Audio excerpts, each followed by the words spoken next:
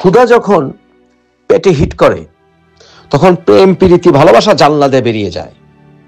যে মা ভিক্ষা করে সন্তানকে কোলে নিয়ে, ক্ষুধার্ত সন্তান নিজে খাবে না সন্তানকে খাওয়াবে, তার স্তনে দুধ নেই ক্ষুধার কারণে, ইট ভাঙে যেই বাড়ির সামনে, সেই বাড়ির সামনে বাড়িটি হয়ে গেলে ভিক্ষা করার অধিকার তার থাকে না।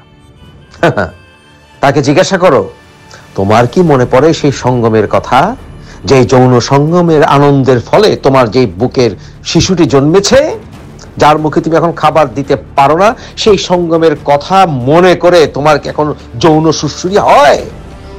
সে বলবে খবরদার, মুখ বন্ধ কর। কারণ কি জানো? তার ভিতরে ক্ষুধা আছে। ক্ষুধার্ত মানুষের কাছে প্রেম প্রীতি লাইলি মজনু হচ্ছে লাক্সারি। এগুলো হচ্ছে লাক্সারি। তার লাক্সারি করার দরকার নেই। বাস্তবতায় আসো। বাস্তবতা হচ্ছে যখন ভিক্ষুক ভিক্ষা করে না, তার কাছে সবচেয়ে বড় স্বপ্ন হচ্ছে যদি কোনোদিন কোরবানির ঈদে এক টুকরো মাংস খায়, মাংস জানি কত মজা, হায় রে কতদিন কত বছর মাংস খাই না।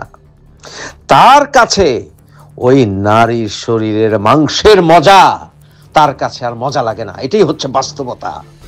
তার কাছে কোন পুরুষ কোন নারী তখন আর প্রেম কাজ করে না।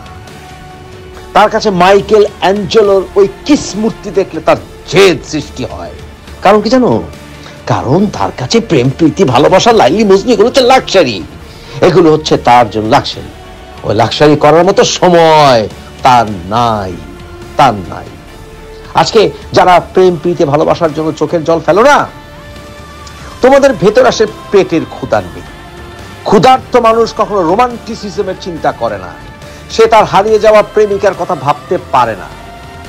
অনেক সময় দেখি যে বেটা কাজ করে 10,000 টাকা বেতনে, দেন মহারণা নেয় 20 লাখ টাকা। আমি আমার বউকে 20 লাখ টাকা দেন মহারণা দিলাম। আর মেয়ে সারা সবাইকে খুঁজে বলে বেড়ায় আমার জামাই কেরানি কাজ করে, কিন্তু আমাকে দেন মহারণা দিয়েছে 20 লাখ টাকা। আরে হারামজাদা আর হারামজাদি, প্রেম প্রীতি ভালোবাসায় আবেগে ভরে ফেলেছিস নিজেদেরকে।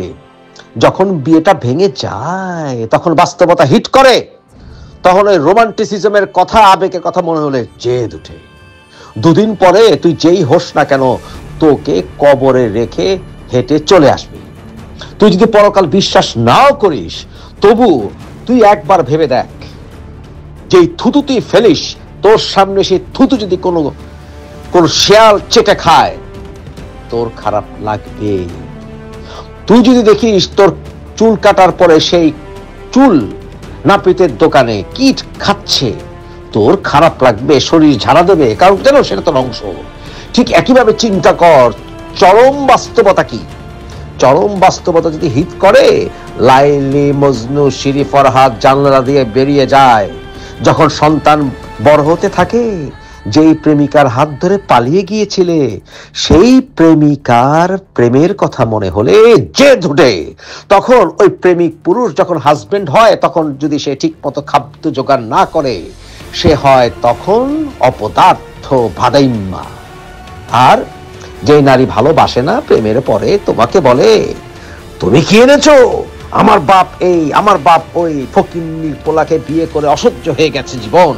যখন বউ বলবে যে বউ তোমাকে একসময় প্রেম করে বিয়ে করেছিল, তখন অসহ্য মনে হবে। তখন তুমি খুঁজবে, আচ্ছা আমি কি দেহ পরশারিণী সস্তায় কোথায় পেতে পারি? আমার তো ঘরে যেতে ইচ্ছা করে না, অথচ এই মেয়েটিকেই একবার প্রেম করে বিয়ে করেছিলাম।